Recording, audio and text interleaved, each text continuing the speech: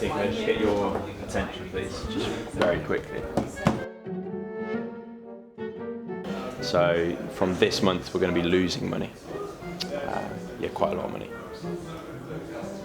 Thanks. Yeah, there's no need to panic or anything. Don't panic. No money. No money. No money. Here comes the money. Here we go. Money talk. Here comes the money. Should we be scared financially or? Money is something that rarely gets talked about by a company.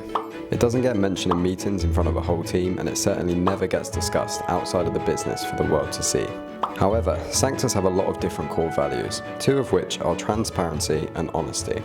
In team meetings, we have openly discussed the financial situation, the business model, and what the future holds. And that is so everyone on the team feels just as important as anyone else. And we have had the idea to stand by our core beliefs and share where we are as a company and what this means for Sanctus.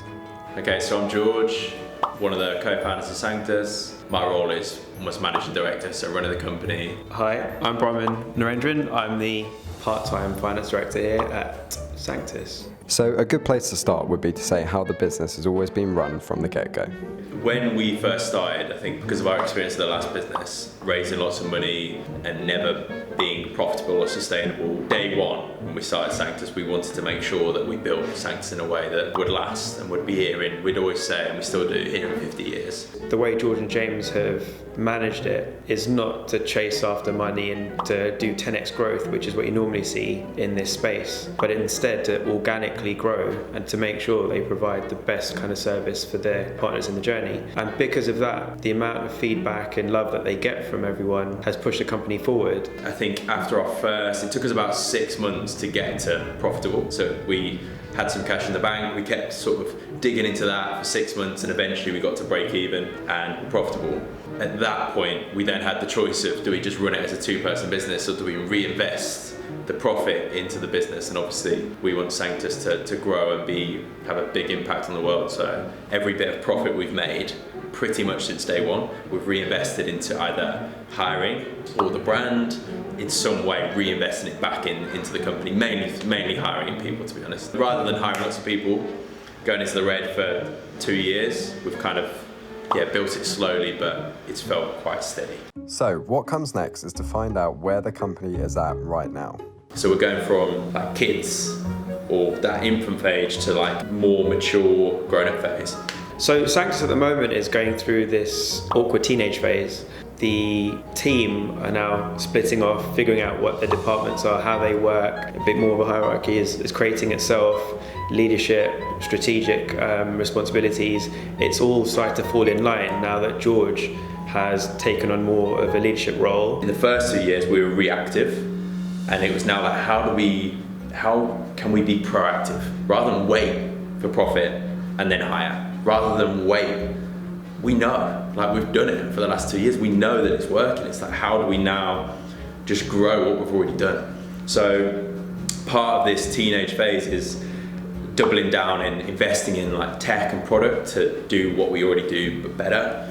Invest in certain people and team to again like deepen some of the things that we already do. Structure for the coaching team, we've got like a big coaching team now, ensuring that supervision and the structure of that is good. All of that requires money, basically.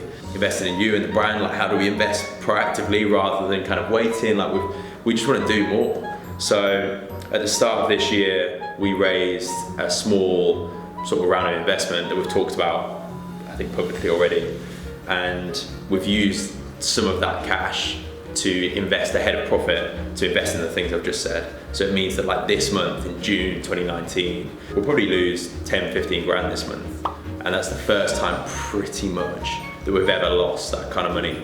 Probably since day one, when mine and James's first month in January 2017, we probably lost about that kind of money in our first month. When a company goes through a stage like this, it's normal for there to be pressure piled on.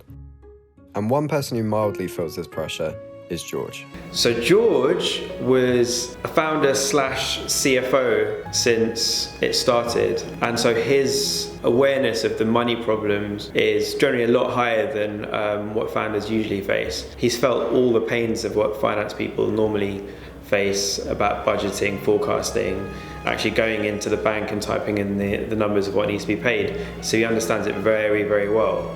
And we're in a bit of a transitionary environment right now where he's moving away from that and taking more of a leadership role, giving over that finance responsibility to, well, me and the rest of the team as well. So for him, this is actually a really big moment of kind of letting some of that go and allowing the team to take care of what they need to take care of. Where my stress or worry comes from is responsibility for others. So when it was just me and Jamie, if after 12 months this doesn't work, we can both walk away. Like, that's it. We've tried, we've given it everything, we've lost some money, that's it. Now I feel responsibility of you, of others on the team who are in this, the coaching team where Sanctus is a big part of their life, if not their biggest income. It's not just me now.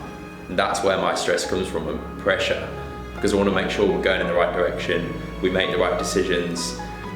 At the end of the day, you can't lose money forever, so it feels right. But if in 12 months we're still losing money, then we'd have to change things. That's where I think the pressure comes from, is like, it feels right now, we've planned for it, we know what we're doing. I'd love to do this again in 6 months' time. Touch wood, we'll be on plan and we'll be making money again. If we're not, I'd love to be really honest about how hard it is then, because I think that's when it's a real test of the team, of me.